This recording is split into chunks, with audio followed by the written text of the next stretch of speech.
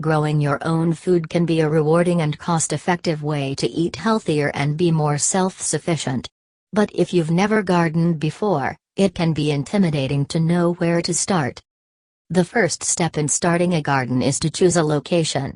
Look for a spot that gets plenty of sunlight. Most vegetables and herbs need at least 6 hours of direct sunlight per day. You'll also want to consider the type of soil you have and whether it needs to be amended. If you have poor quality soil, you may want to consider building raised beds or using containers. Next, decide what you want to grow. Consider your climate, the amount of space you have available, and your personal preferences. Some easy vegetables to start with include tomatoes, cucumbers, lettuce, and peppers. You can also try herbs like basil, oregano, and cilantro. Once you've chosen your plants, it's time to prepare the soil.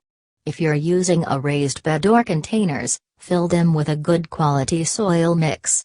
If you're planting in the ground, loosen the soil with a garden fork and mix in compost or organic matter to improve the soil structure. When it's time to plant, follow the instructions on the seed packet or plant label for proper spacing and depth. Water your plants well and mulch around them to help retain moisture and suppress weeds. Now it's time to tend to your garden. Water regularly, and fertilize with an organic fertilizer according to the needs of your specific plants. Keep an eye out for pests and diseases, and take steps to address them if necessary. As your plants grow, you'll be rewarded with fresh, healthy produce. Don't be afraid to try new things. Gardening is a great way to experiment with new flavors and varieties of vegetables and herbs.